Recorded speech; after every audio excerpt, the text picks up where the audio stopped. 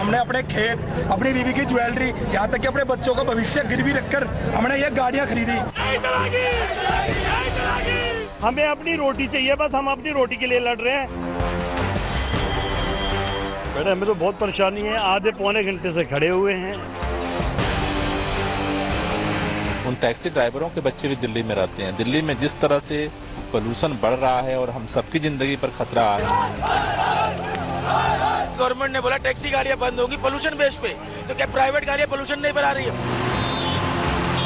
How we will go now? How we will go? We are in the middle of the place and we can't go upstairs. Hello and welcome. You're watching To The Point.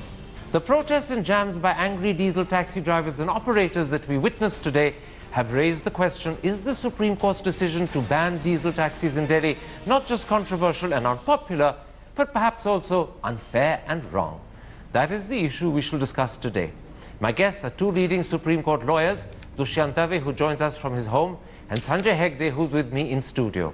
We also have the Director General of the Centre for Science and Environment, Sunita Narayan. She should be with us shortly.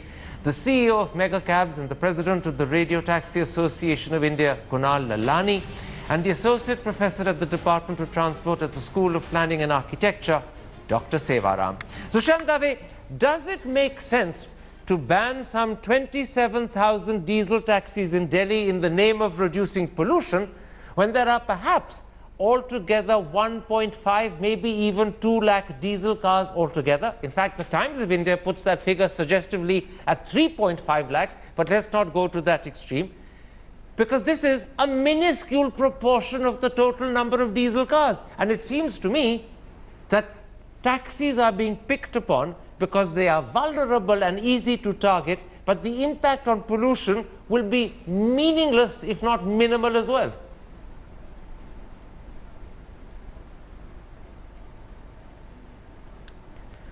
Well, Karan, it's a very vexed question to answer. There is no easy answer here.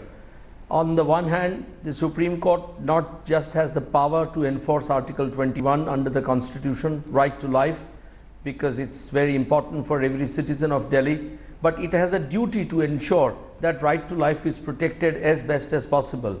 And if the government has failed, which apparently it has been failing every day as we see, then naturally Supreme Court steps in.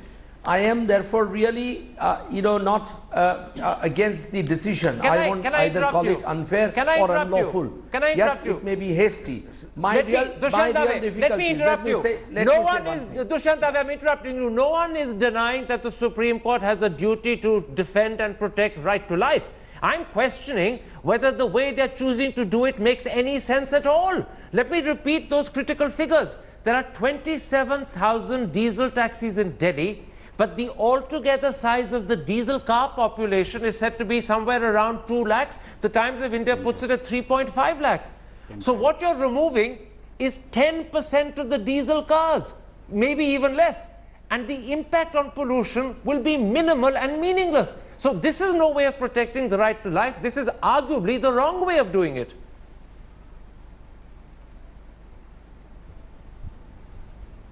Well, I would agree in one sense. The Supreme Court's decision may be perhaps right, but the decision-making process that the Supreme Court has followed is seriously questionable. I do not think that any serious kind of a study has been undertaken by the Supreme Court. Sunita Narayan is on our panel. I respect her personally a lot, and I have no doubt that she has done some studies. But I don't think those studies are really sufficient to tell us that the pollution in Delhi can be really counterchecked by having this kind of knee-jerk reactions. Because let's take, for example, the two-stroke engines, the motorcycles and the scooters. They are much bigger culprits than diesel engine cars. Absolutely. Or construction industry, which is far more dangerous than diesel cars can be. So I do agree that this decision-making process is hasty. It is, I think, quite faulty. And I would say it is wholly unsatisfactory even to someone like me who loves environment, who justifies what Supreme Court does. But yes, in more than one sense, I do feel disappointed with the decision of the Supreme Court. Sunita Ryan, let me bring you in and put this to you. Abhishek Manu Singhvi pointed out to the court that IIT Kanpur has done a study which shows that diesel cars account for 0.3% of Delhi's air pollution. I want to repeat that figure for the audience. Diesel cars as a whole account for 0.3% of Delhi's air pollution, according to IIT Kanpur. The Times of India has shown that diesel taxis are probably somewhere like 12 or 15% of the diesel car population. So if you remove diesel taxis, the impact on Delhi's air pollution will be 12 to 15% of 0.3%. Now, given that, how on earth can the Supreme Court say, as it did in its order of December the 16th, and I'm quoting, that this move will contribute substantially to the reduction of pollution? It won't, because it by definition can't.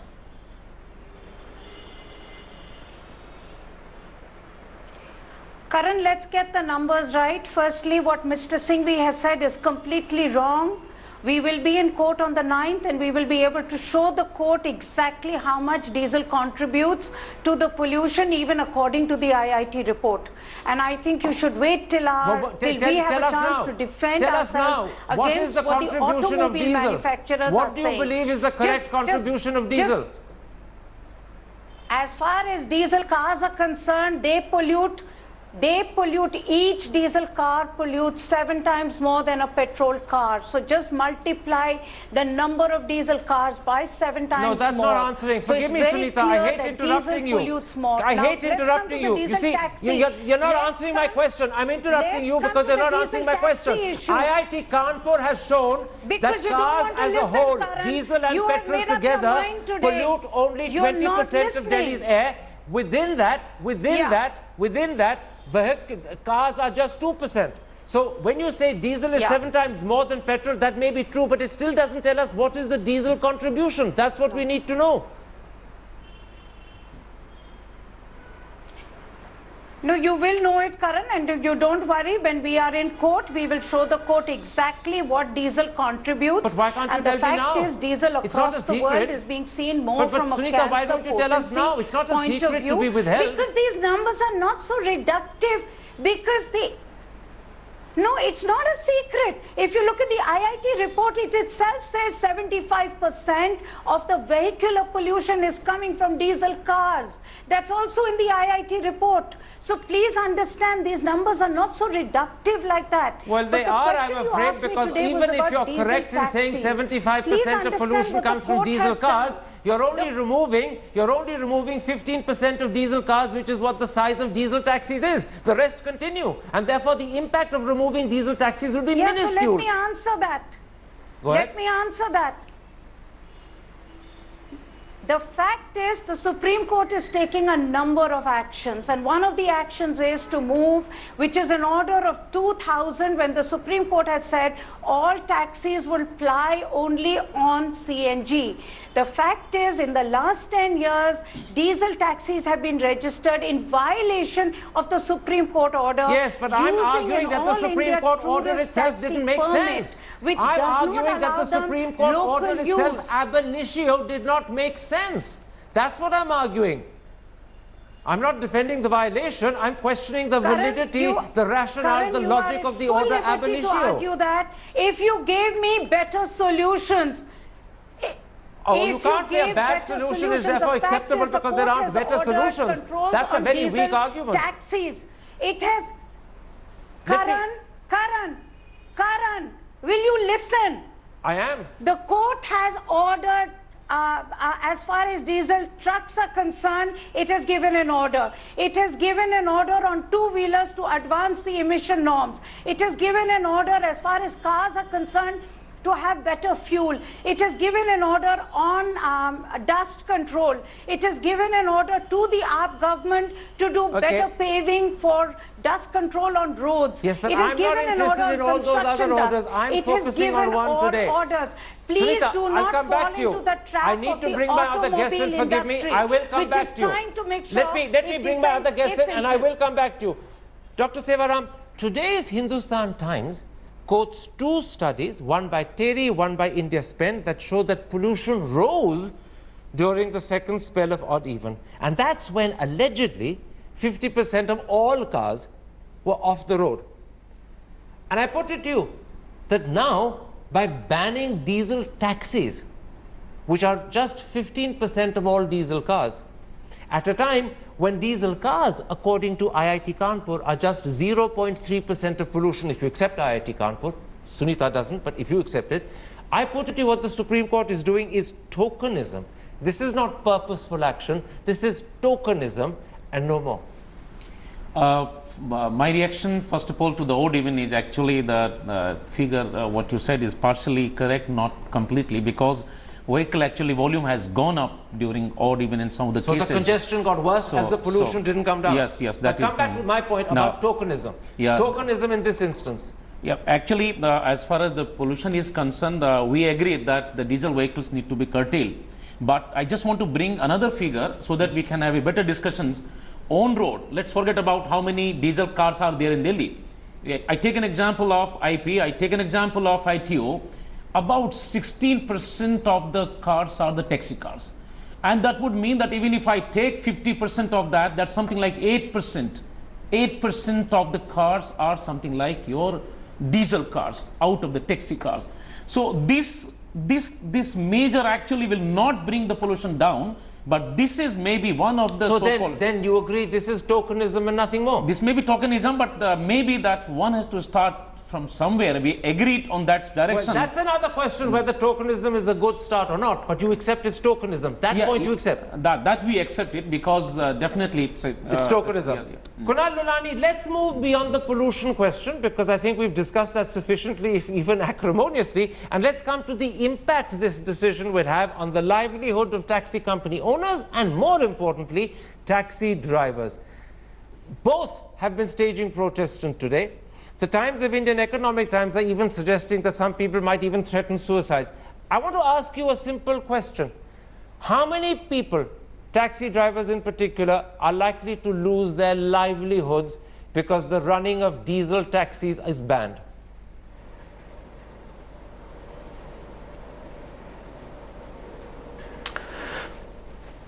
Karan, let me put this back in a bit of a perspective to the year 2001. When the Supreme Court originally came out with an order trying to monitor the entire city transport service. That is when the rules were formed by the Supreme Court regarding the CNG.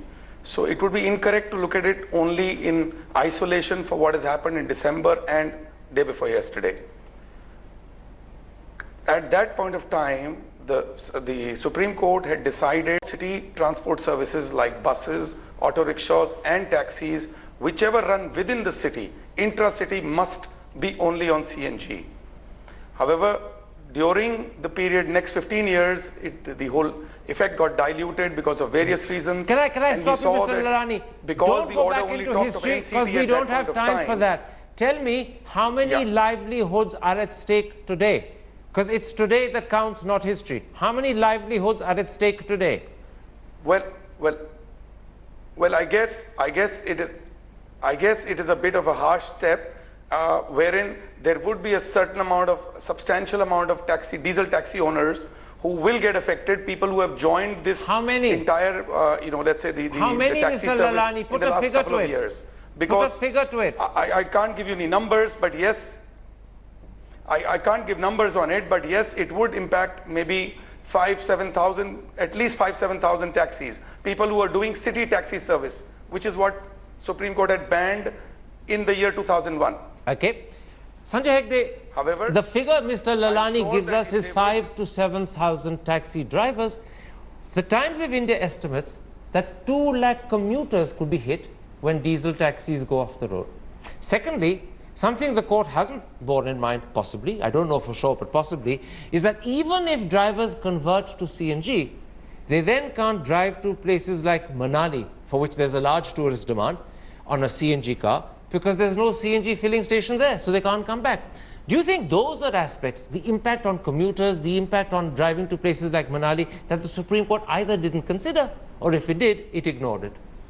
Well, let me tell you, as Mr. Lalani was saying, that this has been a continuing process, and the Supreme Court primarily seems to be reiterating its earlier orders. And the Supreme Court thinking on that day seemed to be that, look, we've given you enough time to convert. If you can't convert, stop business. And there comes a stage in any judge's life where you say, let justice be done though the heavens fall. This seems to be one of those kind of situations, because this is not a new situation to the Supreme Court. The Supreme Court did a ceiling drive in Delhi, and so many industries went off. You're saying the Supreme Court is simply reiterating orders that it's been giving in one shape or another since 2000, and therefore the Supreme Court is being consistent. I accept that. But if you go back to the actual rationale and logic of the order, it was questionable in the year 2000. It's questionable today, so consistency doesn't make it any better. That is entirely arguable, because after all, if you have better data, do you take it on board and then adjust your order accordingly? Or do you say, no, consistency is a virtue in law and we shall continue to be consistent? You remember what Keynes said about that? What do you do, sir, when the facts change? I change my opinion. Wouldn't that, in a sense, be an appropriate comment to make to the judges? There have been judges who say that the matter now does not appear to me as it appeared then. But then there are also judges who say we are bound by precedent. Dushyant Dave, it's not just that taxi drivers could lose their livelihood. It's not just that commuters will find it impossible or at least very difficult to find taxis with ease. Converting diesel cars additionally to CNG is both very expensive, far more so than converting petrol, and time consuming. The Economic Times today says that CNG kits for petrol cost just 25,000 rupees. For diesel, according to the Economic Times, they cost somewhere between 1.7 lakh and 2 lakhs. And secondly, the Economic Times adds, infrastructure for this conversion is lacking in Delhi. Shouldn't the Supreme Court have borne all of that in mind? Because if these can't be converted easily, then these cars are useless to people who own them. They can't sell them to other taxi people because no one will buy them. So those poor guys are going to take a huge loss because they can't pay off their loans, they can't do anything. That is surely something that judges should have borne in mind, particularly when the impact on pollution, as I keep arguing, is infinitesimally small.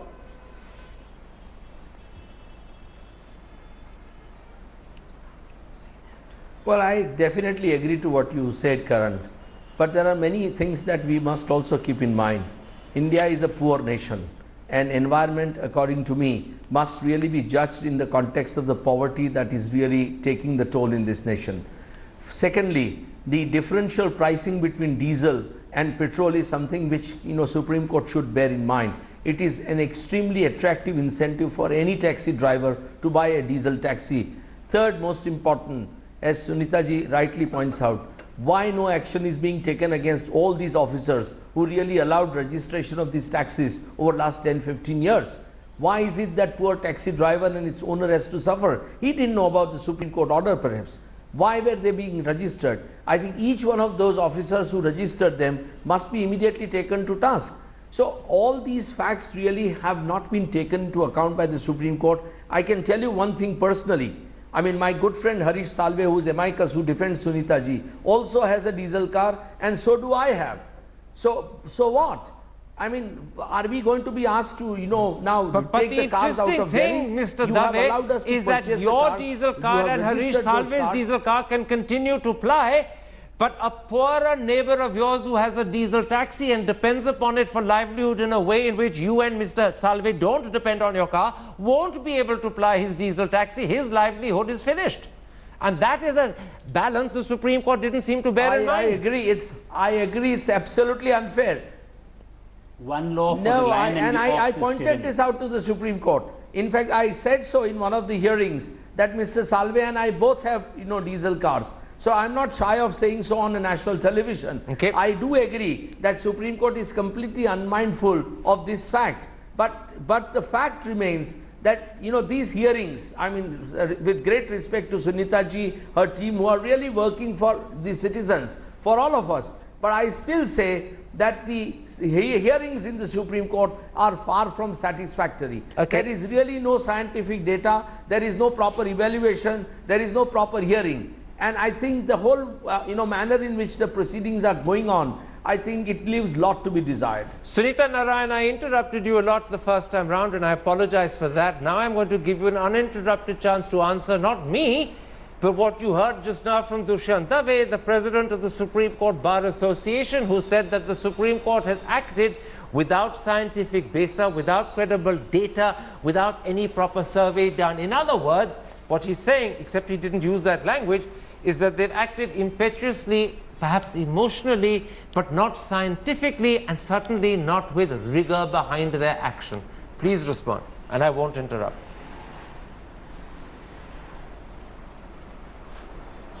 Thanks, Karan, and I also apologize for my my outburst. I think Dushyant is also a good friend of mine, if I can say so, but he is also not making complete disclosure here, because Dushyant also does represent the automobile manufacturers in court. And you have to be very clear, Karan, that these are hearings done in open court, where all information and all parties are heard. The fact is that there is now more and more evidence that air pollution in Delhi is at very, very toxic levels. The question is, what do we do? The action plan that has been in front of the court has been, let's take all the sources of pollution and find a way to deal with them. When it came to dust, which the IIT report itself says is the major cause of coarse particulates, the Supreme Court has cracked down on construction and on roads, and has told the AAP government to act on it. When it comes to cars, which is 20%, and it's the single largest contributor to pollution, and I want to be able to say, and I hope you will give me that space to say so, Karan, that automobiles are not about dust pollution. There is a big difference between the toxic emissions that come from automobiles, trucks, two-wheelers and cars combined. Okay. And when it comes to diesel, there is more than enough evidence today. You have you have Europe that is today talking about a ban on diesel. Paris has brought a ban on diesel. UK is bringing a ban on diesel, and that's on Euro 6 diesel, because they are finding that diesel cars on the road emit even more than what was agreed upon in Euro 6. So let's be clear, the court is acting with as much information that we all have and that we can put in front of it, and the court is saying, let's take an action agenda to deal with each one of them. All right. Now that's where we came to the taxi issue. The taxi issue in front of the court was simply the matter of saying, we have an order of 2000 where we have converted all buses to CNG. We have also ordered for 70 new CNG stations I must speed you up, to come up in NCR, and therefore we see it logical that what is the misuse that is happening should not happen. So all the court was saying is, there is a prior order, please don't misuse it. I would stop you there, Sunita. I need to bring my other guests in. It's not fair that I shouldn't give them a chance. Sunita, in a sense, has repeated the point you made, Mr. Hegde, about the court reiterating about the court being consistent. I want to go back to the point I made, which is that ab initio, the court order didn't seem to make sense. And I want to repeat why it didn't seem to make sense. Because IIT Kanpur has established that vehicular pollution is 20% of all pollution. Within vehicular pollution, cars are just 2%. Within those 2% of cars, diesel taxis are just 0.3%. Now, if diesel taxis are taken off the road, the impact, and I'm assuming IIT Kanpur is correct, is 0.3%. Now, that's dreadful. If that's all you're achieving, then the inconvenience to commuters who won't find it easy to get taxis, the horrible hit to the livelihood of taxi operators and drivers is just not justified. Shouldn't the Supreme Court have taken 2-3 years to implement this order at different stages, assuring that taxi owners and drivers had time to pay off their loans and didn't end up in the doghouse, assuring that more CNG cars came on the road, rather than push it through in 3 months flat? Well, that's a question of judicial administration, I won't say policy. There were arguments made in the Supreme Court that give us time, or at least have some scheme whereby these cars could be bought back by the government, so that the finances of the drivers and the driver owners did not suffer. The Supreme Court, at least in the past hearing, seemed to think that all that could be relegated to another day. the earlier orders were to stand, and that if they started making an exception for taxi drivers, then others too would come around and ask for exceptions. Can I interrupt? So the Supreme Court gave greater importance to consistency of its own line of thinking and less importance to compassion to those who are hugely adversely affected. Well, once as a man of law, you go down the compassion route, then it becomes the length of the Chancellor's foot. On the other hand, if you go down the line of consistency, when in fact the logic of your thinking is ab initio wrong, you're simply compounding the error you're making. Well, to quote the Supreme Court itself, they are final, not because they're infallible, but because they're final, they're infallible. Well, the truth is that in fact the Supreme Court is supreme because they're final, not because they're infallible, and here they are very, very fallible. Very quickly, and I'll come then in a moment's time to you. When Mr. Lalani, the Transport Minister today says that the government will now ask the Supreme Court to reconsider, do you think the Supreme Court will? Is this a lifeline you accept, or is simply this a statement being made by Mr. Gadkari to stop people protesting and creating jams on the road? A believable promise or just a ploy?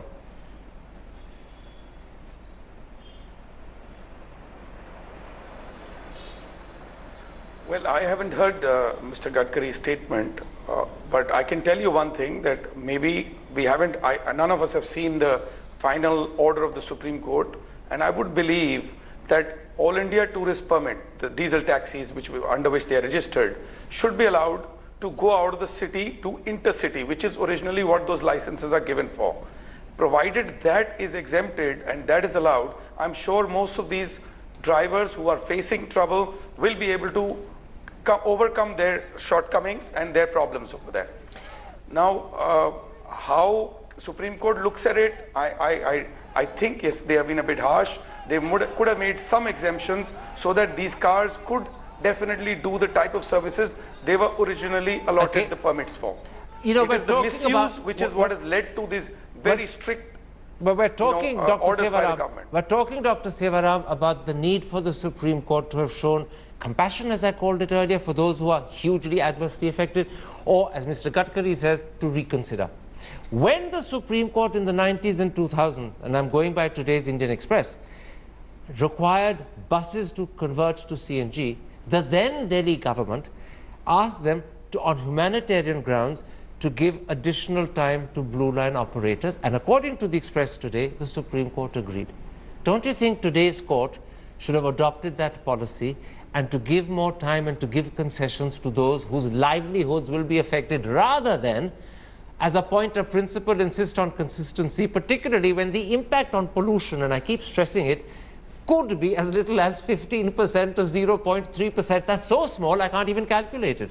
No, while I completely support the stand given by Sunita Narayan to say that something needs to be done, absolutely yes, but when we started taking the actions, 7 years back, 10 years back, the person invested its money on buying the vehicle and making it one source of income for the family. He did not know that this vehicle is going to be banned after, in 2016. Those are grounds for compassion. Those are grounds for compassion. And we do agree. And what has the government done actually? What is the...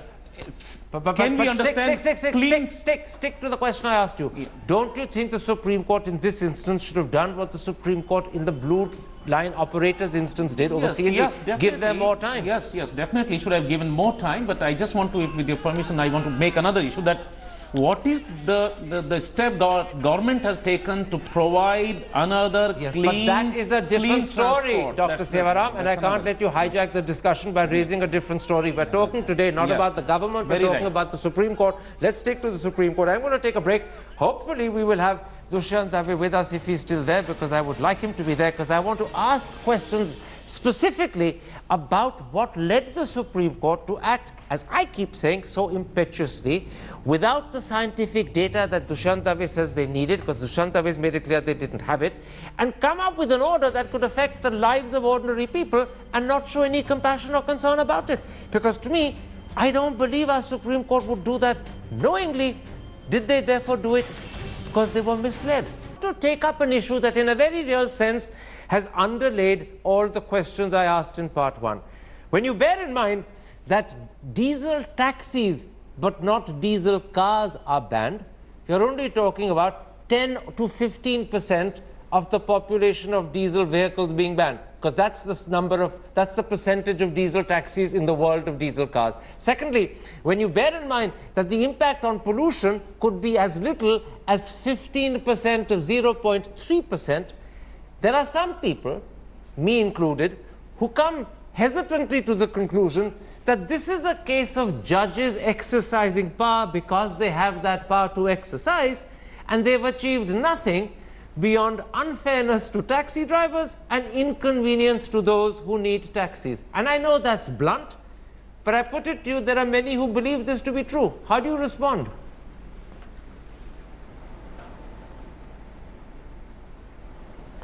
Well, let me say one thing, that the intentions of the judges are absolutely good. There is no doubt that judges are acting bona fide and in the larger public interest. So, I mean, on that there is no question. But yes, judges are acting in haste, maybe because they feel that, by their orders they can achieve something which government has failed to achieve. But let me give you some example. You have banned these taxis in Delhi. Now, conservative estimate is about 20,000 vehicles. So every vehicle is owned by one, there is one driver, so 40,000 people, so 40,000 families into 4 or 5 people, you are actually affecting 2 to 2.5 lakh people. Their livelihood is at stake, something which judges should have really kept in mind. Secondly, every day you and I see thousands and thousands of Haryana and UP registered cars entering Delhi. What happens to them? Or if I were a tourist, starting from Gujarat or Karnataka or Maharashtra and coming into coming into Delhi in a taxi, which is a diesel taxi, what will happen? A policeman has been given now complete power to harass innocent travelers. Right to movement is fundamentally guaranteed. Nothing of this kind is really thought of by the Supreme Court. So I think this kind of situation really required a much larger debate, much wider debate, much more patient debate than what judges have really done. They have done it for good intention. They have done it for future generations. But I'm not sure whether this is really the right thing that judges have done. Sanjay Hegde, let me pick up on the end of that answer from Dushyant Dave. The judges have acted with the right intentions, but the outcome of their action is not just contradictory, it could be unfair to people whose livelihoods are affected, it could be inconvenient to 200,000 people who depend on taxis. Let me put this to you. Judges are not experts on pollution. Do you think in this case they've been misled by experts who've been advising them? Well, they may not have been consciously misled, but they might have misread the data. They might have also misread the impact of the order. As they say, taking Dushyant's point about good intentions, but people also say that the road to hell is paved with good intentions. You can, with the best of intentions, come to a wrong decision. What happens is that the judge, as Dushyant was saying, during a hearing, the conscious thought is, what is the order that I passed today? Very often we get orders, not judgments, not considered judgments. And the need to focus on orders rather than judicious judgments leads you to the wrong conclusion, and sometimes in haste as well. That's what is now endemic in the system, especially with the amount of areas that the judges face. I have to point out to the audience that I'm really sorry we've lost Sunita Narayan. I'm afraid the OB to Sunita's residence has fallen into some form of disrepair because of a local Andi that is blowing at the moment. And I'm sorry, because she could have helped answer the question I put to Sanjay Hegde: have judges been misled by experts? Although I point out she's not one of the experts who would have misled the judges. She's meticulous. But let me put this to you, Dushyant. Whether judges are misled by experts or not, judges, we believe, are intelligent people. And in this instance, the very questions you and I have been discussing are surely questions that should have arisen in the minds of the judges themselves. And if they had, they would have come to the conclusions you and I are coming to, that this is not going to have any impact on pollution. It's going to create great problems for people whose livelihood is affected and inconvenience for others who depend on taxis. And surely the judges, if they'd asked these questions and come to these answers, would not have done it. So how do you explain the fact that intelligent people have knowingly come to the wrong conclusion?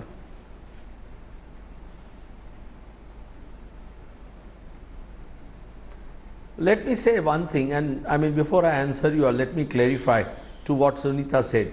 I no longer represent the automobile industry. If I was representing them, I wouldn't have been on your show.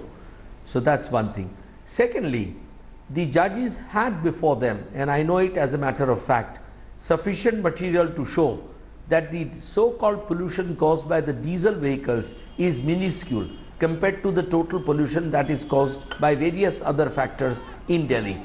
So, and judges have really not adverted to that, nor have judges' attention been drawn to that. I mean, I must say that this is really an exercise of passion which is being carried on in the Supreme Court by the amicus, by those amicus represents like my good friend Sunita Narayan, and their single point agenda is that we must begin by attacking the diesel sector automobile industry. Now, I'm not sure whether that's the right approach or not. I mean, judges may be right. I don't know about it. But I feel that judges should have taken a global view of the environmental issue facing the Delhi, foremost amongst them that there is no good public transport system available in Delhi. How do you deal with millions of people traveling every day in Delhi? Okay, I mean, how do you the whole economic situation forgive me, is going to be affected in Delhi and around Delhi. Can I interrupt you? Sunita is back. Have really been not misled, I would say, but have acted little hastily. Let me go to Sunita. We've got her back on a telephone line. We don't have that OB connection still. Sunita, I assure you that cut was not deliberate by any stretch of the imagination. I'm going to get you a chance to actually defend the Supreme Court by pointing out what was being discussed in your absence. It was pointed out by Dushyant Dave that the judges may have come to the wrong conclusion, but their intentions were the best. To which Sanjay Hegde said that the road to hell is often paved with good intentions. And I want to point out one other thing. I've just received an SMS from someone who says that you're right, Sunita, when you say that the UK and France have banned diesel vehicles, but not from today. They've banned it from 2020. In other words, they've given their country a clear 4-5 years, which is something the Supreme Court in India didn't do. They did it instantaneously. No. That's one reason why people feel that the Supreme Court's intentions are the right ones, but the outcome is wrong because it's impetuous, it's not scientific, it's not logical and rational. Go ahead, please answer. Karan, I would suggest you do a separate program in which you don't block my voice and have the OB shut out when people are abusing the Supreme Court and abusing people like us who are trying very hard to put the facts in front of everyone, including the court, including the public, on what are the causes of pollution and what needs to be done about it. Let's be very clear. The diesel issue in Europe is not about 2020. Last week, there was a mayor's conference in the UK where they have agreed that they are going to phase out diesel now. And that's about Euro 6 diesel, not even about Euro 4 diesel, which is currently here. So let's be very clear. The court knows the data is put in front. Dushyant is representing the automobile lobby. Sanjay Hegde is representing the taxi owners. They're both in court. They have both put information out in front of the judges, and we have put information both to the judges as well as publicly. The judges are taking action on all fronts, not just diesel. But it always amazes me that as soon as diesel is issued and an issue on diesel comes up, how many people come up to defend. I would just say two things, Karan, on this. One, as far as taxis are concerned, the fact is that diesel taxis are illegal in Delhi for the last 15 years. If the government wants them to run locally, then the government of India, including Mr. Gadkari, needs to change the permit conditions so that they can run locally. All the court has done is to say, if it is illegal, don't allow for it to happen. If the government wants to change the rule, it can change the rule on it. That's number one. As far as diesel cars are concerned, the court has very clearly said that we will put a cess on diesel, which will reduce the differential between petrol and diesel. That's what the automobile lobby is against. Okay? And let me point out once again, Sunita, that the failure of the OB is not deliberate. It was not done to deny you a chance to speak. It was not done because people were being critical of some of the things the Supreme Court has done, which you agree with. It was purely a technical problem. And please don't be distrustful. I want to give you the last word, Dr. Sevaram. Do you think Mr. Gadkari can succeed in convincing the Supreme Court to reconsider? The outcome of our discussion today is that a lot of reconsideration is needed, but Supreme Courts tend to be sometimes obstinate. Do you think he can succeed? I'm going to get you and then I'm going to get Sanjay. Very quickly. I'm quite hopeful that he should be able to succeed. As we discussed, there are many factors. Why are you hopeful? Because as one of the cases, given the same as you talked about Blue Line case, that's one case. Secondly, talking about that some time can be given to these persons. Out of compassion. Very quickly, Sanjay Hegde, because you understand the Supreme Court. He gave an answer in terms of logic. What about an answer in terms of your understanding? Well, my understanding is this, that the Supreme Court is often amenable to pleas. But at the same time, it also knows that certainty is a virtue. Therefore, I would not like to hazard a guess as to what the Supreme Court will do, but I'm sure that it will give a patient hearing and probably take a call and just maybe direct the government to do something about the mess. We'll keep our fingers crossed. Maybe, just maybe, the Supreme Court will be amenable to think again. My thanks to all my guests for joining me. And in particular, my thanks to Sunita Ren. Once again, I want to assure her that break of the OB was not deliberate. Goodbye. Good night.